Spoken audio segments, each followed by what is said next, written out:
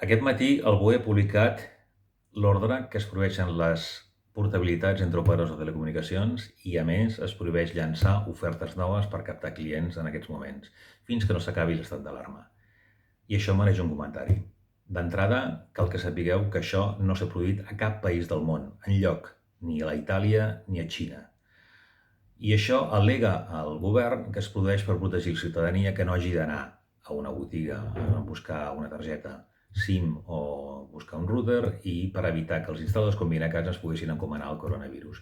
Curiosament, això no ho fan, no ho prohibeixen en cas d'alta nova. Per tant, si us doneu d'alta nova, us podrà arribar una SIM a casa vostra i us podrà arribar un instal·lador a instal·lar-vos qualsevol línia, però no si les porteu. Què vol dir portabilitat? Vol dir traspàs de clients d'un operador amb un altre. Això és un fenomen habitual al nostre sector. L'any passat se'n van portar més de 9 milions de línies de telefonia mòbil.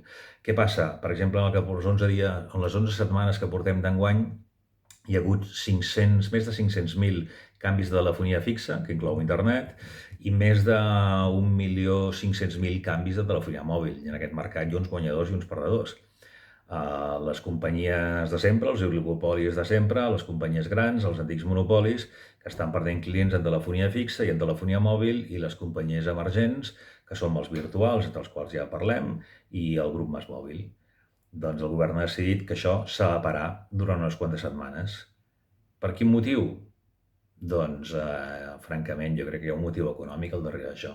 Els grans operadors que més oferien serveis que ara no poden oferir, com per exemple el futbol, haurien de reduir la seva factura de manera dràstica o veure com s'accelerava la pèrdua de clients cap a altres companyies que podien oferir aquest servei externament, per tant que el client se'n pot donar d'alta o de baixa com vulgui, o que podien oferir un millor servei o un millor preu. Ara el govern ens ha prohibit de fer ofertes, ens ha prohibit de fer portabilitats.